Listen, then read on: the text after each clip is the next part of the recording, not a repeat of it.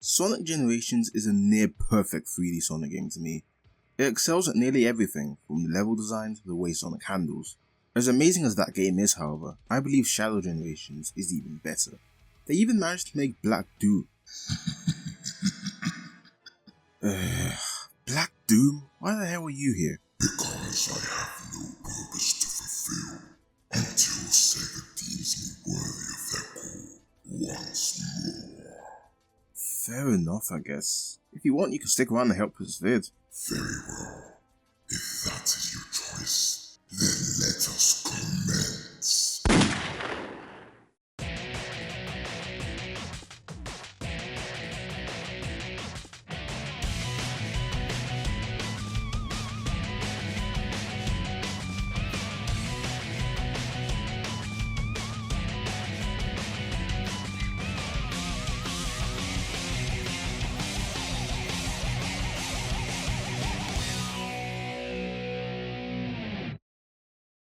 Our story starts on the Ark, with Shadow investigating a strange energy signature found by Gun. He spots a distortion in the space colony, however, and gives chase. This is where you take control of Shadow for the first time, so let's discuss how he controls. Control has often been a delicate thing in Sonic games. The adventure games got us spot on with smooth acceleration and natural weight to the characters while feeling in complete control. After that, however, things started getting a little messy. Heroes jacked up the acceleration to ridiculous degrees and was generally a little more loose than prior entries, but still mostly worked within the foundation of the level design. Shadow the Hedgehog felt like Shadow had butter under his shoes, and 06 was way too sensitive and unfun to control. Beginning with Unleashed, however, we began to see a shift in how they approached Sonic's control. Rather than giving the player free movement like the adventure titles, they instead opted to make Sonic control more like a car, and it worked rather well for Unleashed Colors and Generations. Lost World was its own thing, but controlled well enough, while Forces was the absolute worst control we've gotten in a mainline release yet, with modified Lost World physics in a game where that just could not work. Frontiers, being an open zone game, made the control a lot more responsive and fluid in those areas, yet the cyberspace controls were some of the most awkward in the series, with zero flow to them whatsoever. Naturally, many people feared that Shadow Generations would have a similar control scheme to that. However, I am glad to report that isn't the case. Shadow is slower than Sonic is in Generations, but to compensate, we get much better ground control responsiveness. A lot of this kit is taken directly from Frontiers and has been adapted to fit the needs of a modern boost game. These might just be the most fluid controls we've gotten in a Sonic game yet. Shadow is incredibly responsive to button input and his control is super tight without it feeling stiff. Kudos to Sonic team for improving on the previous game so substantially in this regard. Anyway, the first stage Shadow goes through is Space Colony Arc. A fitting start to the game given his story quite literally started there. Although Shadow did have an arc-based stage in SA2 and several times in Shadow 5, the stage is primarily based on Final Rush, which was Sonic's last stage in SA2. And it's a great opening level, with tons of pathways and a flow of Frontier cyberspace players wish they could have. One gimmick that's introduced to you pretty quickly in the level is Shadow's Chaos Control. It does exactly what you'd expect, freezes time allowing Shadow to bypass certain obstacles, and it can be used to take certain shortcuts if you use it at just the right time. The stage isn't just located on the Arc though, as halfway through it, a familiar face shows up to cause havoc once again. You.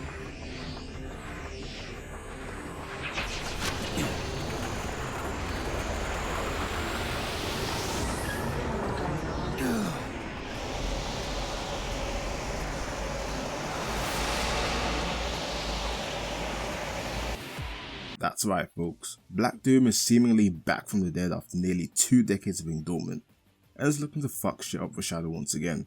After a brief confrontation, with Shadow being transported to Radical Highway? Doom, why the hell did you choose that of all places? Because it was there, in the depths of his rage and darkness, that Shadow's true potential surfaced. I required his mind to be consumed by fury and malice. Only then could I bend him to my will. Why not use the Black Comet then, where that exact same character arc happens in Shadow the Hedgehog? The simplicity of its creation made it so. So, asset reuse, Yes. Anyway, Shadow decides to pursue him and put a stop to his plans once and for all. While doing so, however, he runs into the fake Chaos Emerald Tails created in SA2. Nice bit of continuity there. However, as soon as he picks it up, the time meter shows up and does a thing, sending Shadow to white space. Greetings, mortals. It is I, Doom from the future, with an announcement worthy of your feeble attention. A DLC where Shadow the Hedgehog is sent to the movie dimension was released. A masterstroke of malevolence, personally devised by none other than myself.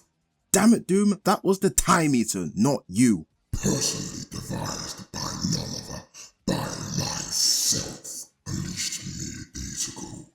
It brings forth an act and 2 levels for you to conquer. And it's pretty damn good, featuring a ton of insanely cool shots and Keanu Reeves voice acting, although the latter is questionable at points. Alright, this is the ultimate power.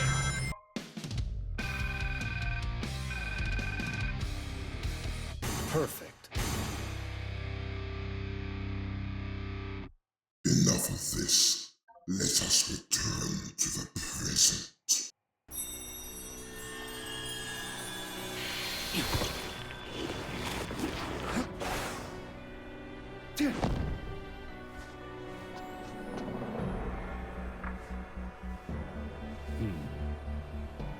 It's here where the Frontier's influence begins to be felt, as you have full control over Shadow in a white space open zone. The biggest complaints leveled towards Sonic Frontier's open zone was that there were way too many 2D sections that stripped control away from the player, the abysmal popping, and that the challenges were boring. Does Shadow Generations fix these issues? Well, yes. The white space is completely 3D, so you always feel like you're in complete control of your actions. Popping has been reduced substantially, still exists but it's nowhere near as distracting as Frontiers, thank God. And in terms of challenges, that's seen a substantial improvement too.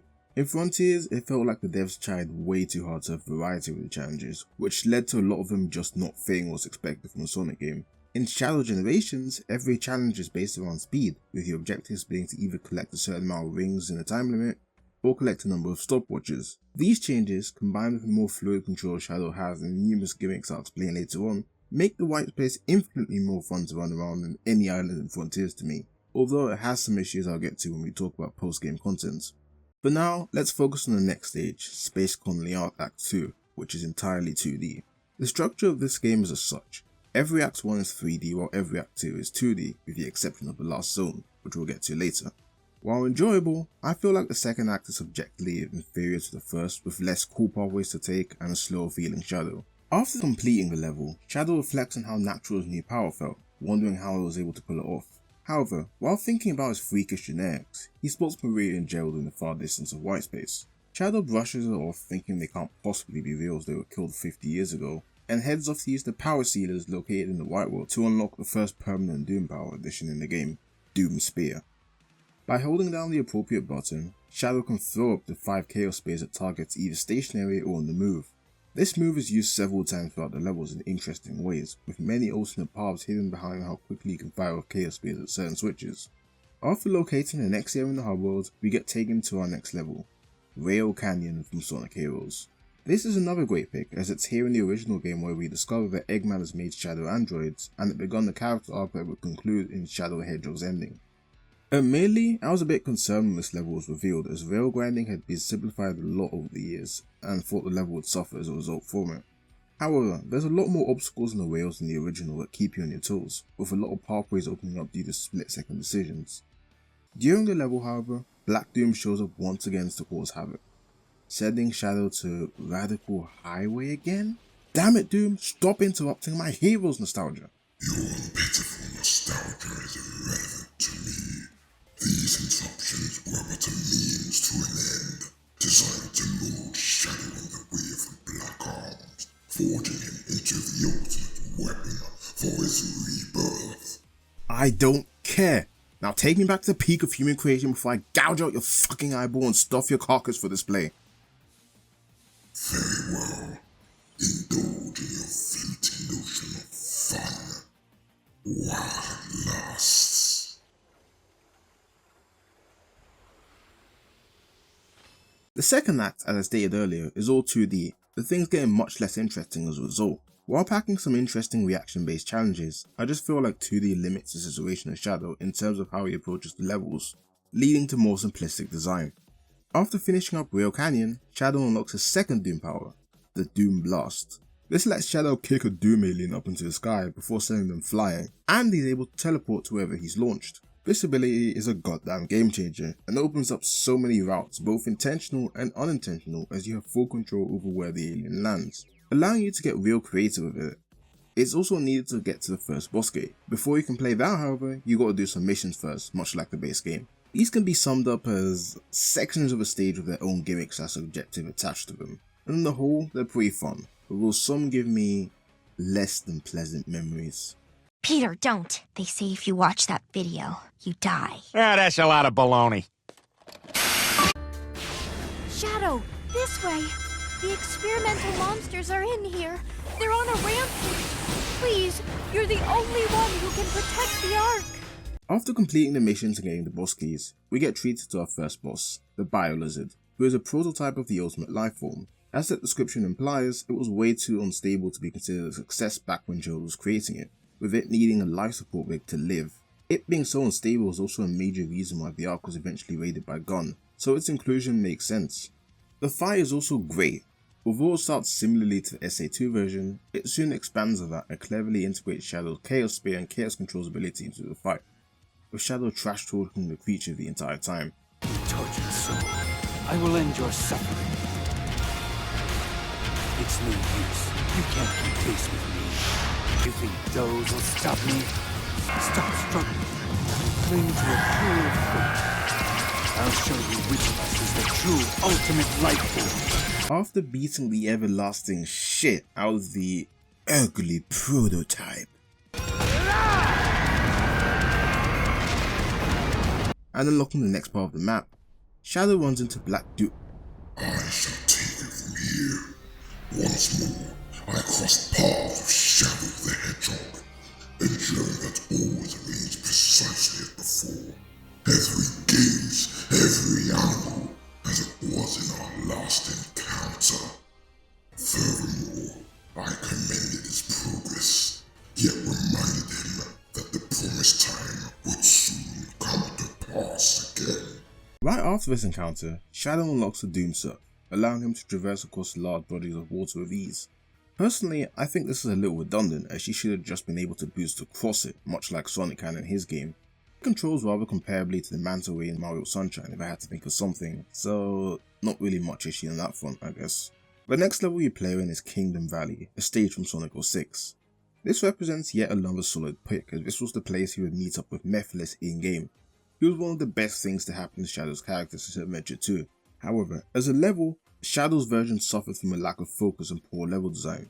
In Shadow Generations, they thankfully fixed both these issues in Act 1, with the Doom Surf being way better handled than the hovercraft ever was in 06. And since there's only one gameplay style with zero loading times, the stage has a much greater focus than the original could ever dream of having. Oddly enough though, I prefer the 2D stage to the 3D one. It, in many ways, showcases the viability of a rushed-out payoff title, with an insane sense of flow and very few dull moments. Fuck this classic Sonic bullshit. Make more rush games, Sega. Anyway, on to the next stage, and it's... oh no. Sunset Heights, putting my intense dislike / indifference for forces aside, is a really good pick to represent Shadow, as it was the first time he had a major role in a Sonic game since Sonic 06, being the reason Infinite became the villain he was in the main campaign. Act 1 takes heavy inspiration from all 4 city levels in that game, and expands on them with cool set pieces like grinding on the Death Egg robot midway through the level. As per, the fantastic design philosophy of the game elevates the level to new heights. For example, there's a part of the level where you can either take the lower path, or with well-timed chaos control, homing attack the boulders the robots throw at you and reach a higher path. Once again, however, Doom interrupts the level and warps you to Radical Highway. I'm kinda getting sick of this shit, Doom.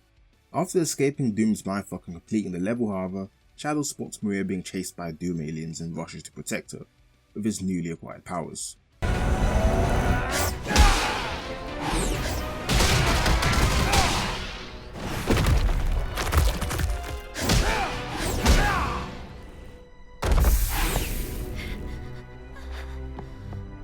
This sets the stage for a rather emotional reunion of Maria and Gerald.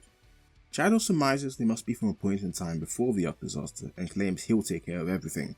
Gerald seems to understand what's happening though, as he begins to wonder what caused the time anomaly. After completing various missions and gathering the boss keys, we clash with our second boss of the game, Metal Overlord. In Sonic Heroes, Metal Sonic spent the whole game copying data of Team Sonic, Dark, Rose and Chaos, and used that to transform into an abomination that can only be taken down by the combined efforts of Team Super Sonic and the others. Here however, you fight him alone, as Base Shadow, with the Doom Surf being the primary means of movement as you battle over the sunken ruins of Final Fortress. The back and forth between Shadow and Metal Overlord really makes this fight stand out however, with the two constantly exchanging barbs as the fight goes on. You can't hope to defeat me, except your big hedgehog. I am now the true Sonic, the true ultimate life form. True ultimate life form? Don't repeat that. We'll be joining the bubble in the water soon. Trying to use chaos control? Ha! That power already belongs to me! I am the king of all creation. Nobody can defeat me.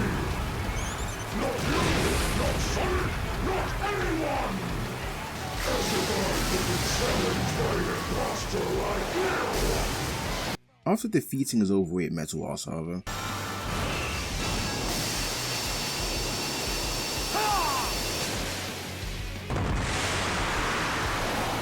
Gerald explains how Shadow was created, and that Black Doom gets stronger as Shadow does, with his end goal being to control Shadow and make him his ultimate weapon.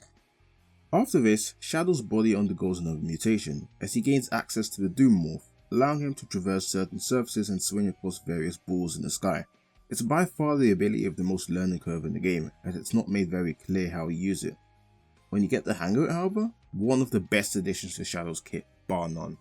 Perfect timing too, as the next level Shadow must go through is Chaos Island?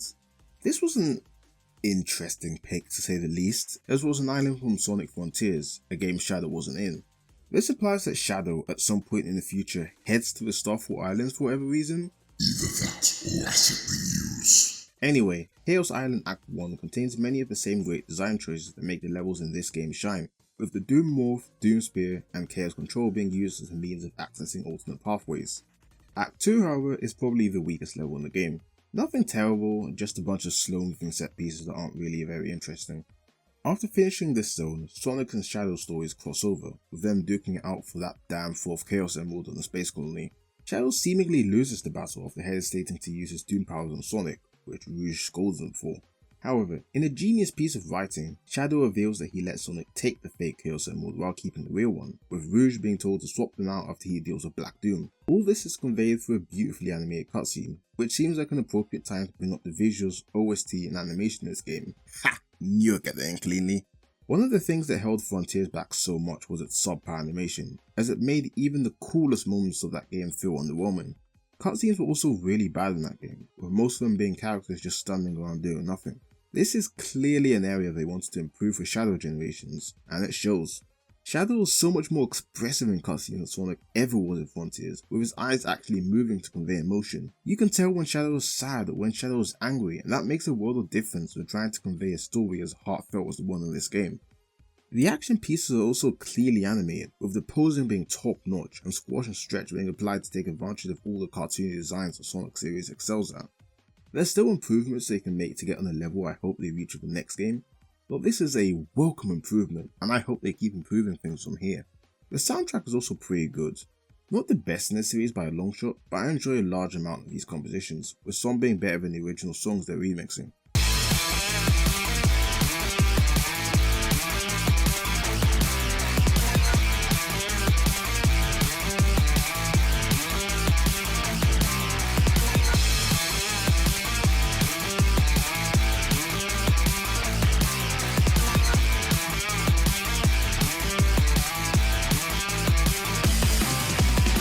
Trying to reach inside of me, trying to take my energy. Let me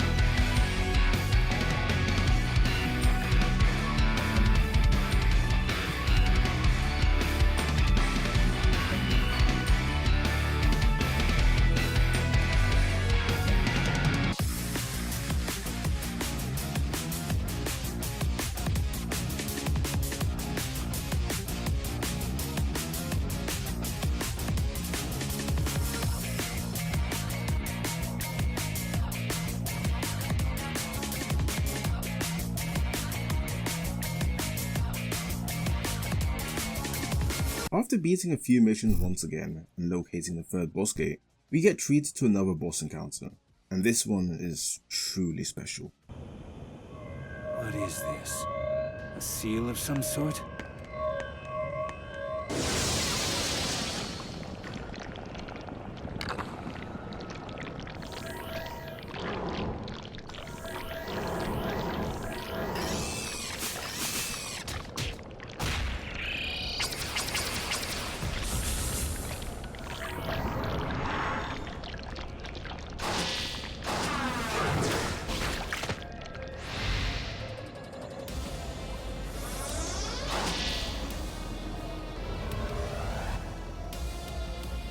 Mephiles the Dark returns from the depths of hell intact and ready to face Shadow.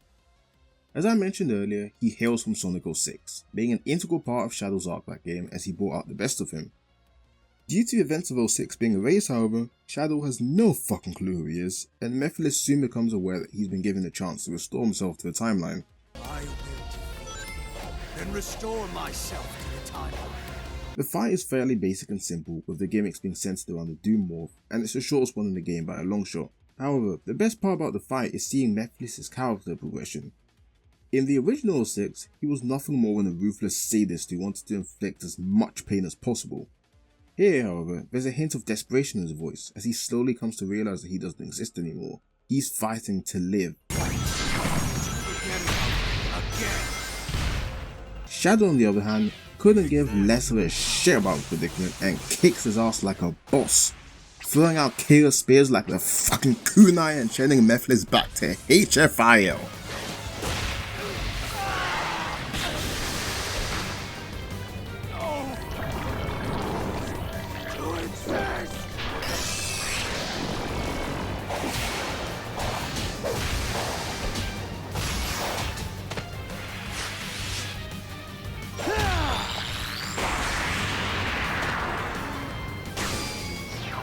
There is no future for you. Ever.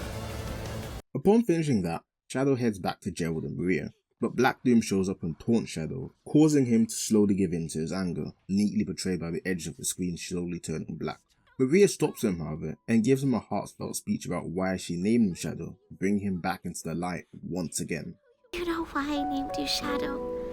Because without light, there's only darkness. But a shadow will show you where to find the light. Do you understand? I don't want you to be driven by darkness. I want you to be happy. Stand in the light with peace in your heart.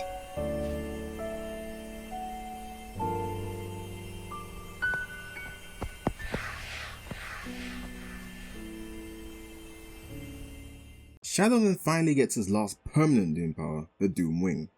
With it, Shadow is able to grow wings from his body after collecting 50 wings. Not only can he jump higher and glide for as long as he has boost, but he becomes completely impervious to damage. A Sador's super form, if you will.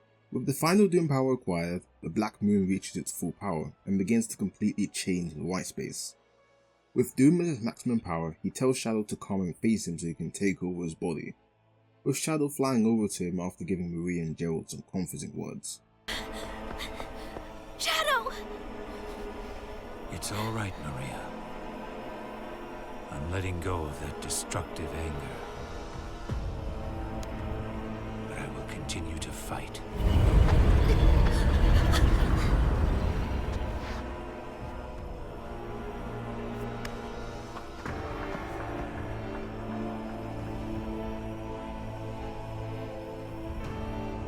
Fight with your wish in my heart.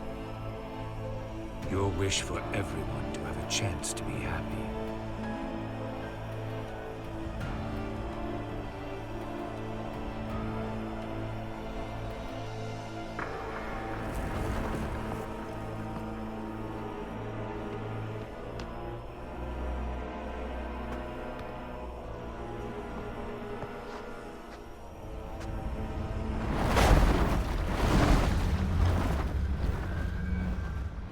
And thus we begin the final zone of the game, Radical Highway, where Shadow got his first playable appearance in the series. To me, this is a nod pick, especially given what it represents in the context of the game. This is the area Black Doom has total control over, interrupting several stages of Shadow go through a training arc of sorts, though it would make sense for said area to be the Black Comet from Shadow the Hedgehog. On the other hand though, I do get what they may have been going for. Shadow's arc dealing his radical highway level in SA2 was one of anger, as he wanted revenge on humanity for Maria's sake. As Doom was alluding to earlier, maybe he was trying to remind him of that area in his life in order to get him to revert back to the evildoer he used to be. Well, regardless of their reasoning, there is no Shadow the Hedgehog level in this game. Very strange to me considering how much of Shadow's identity is tied to that game, but alas, it wasn't meant to be.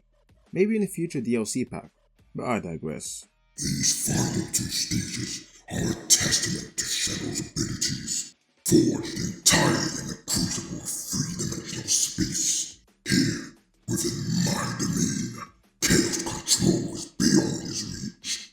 Every Doom power he has acquired shall be put to the ultimate test, and he shall prove himself worthy of being my vessel. After completing the zone, we head to the final boss, Devil Doom. The time has come, Shadow. Agreed. Time to sever this bond between us forever.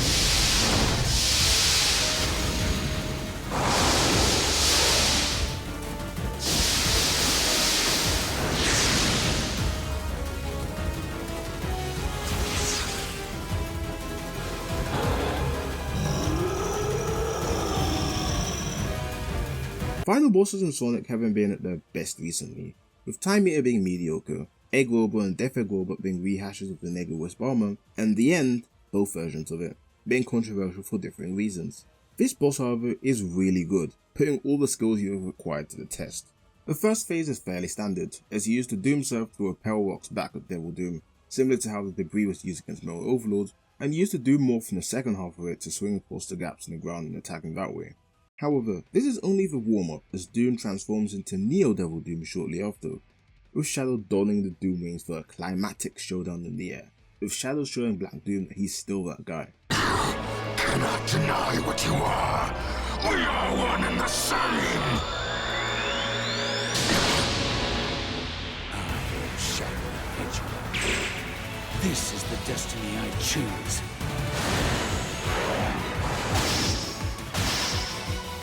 Now, to end this!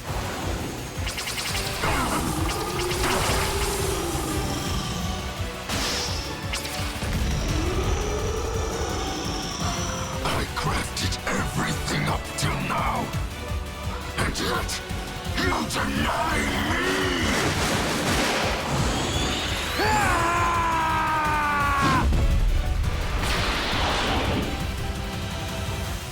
Shadow,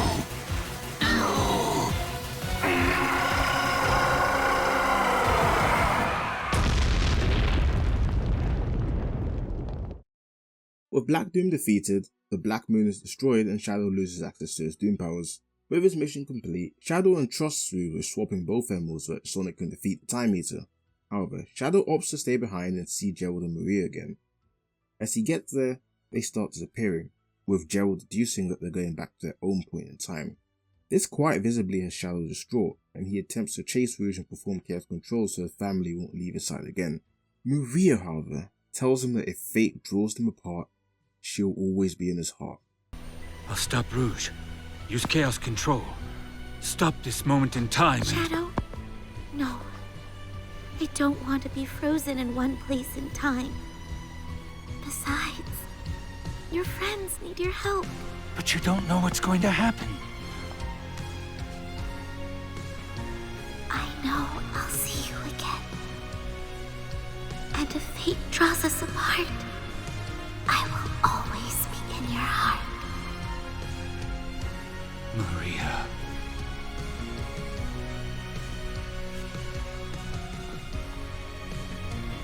Wait.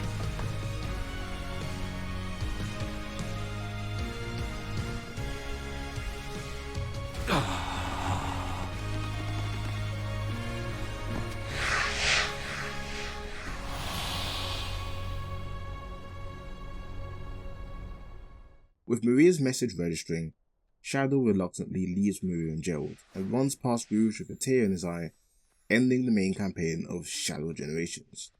With great level design, fantastic bosses, and a story that is both heartwarming and earnest, Shadow Generations builds upon everything Frontiers laid the foundation for while calling back to the greatest hits in the Hedgehog's career.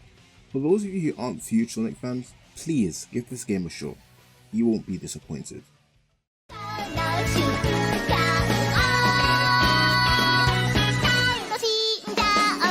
Can you see all of me? Walk into my mystery. Step inside and walk for dear life.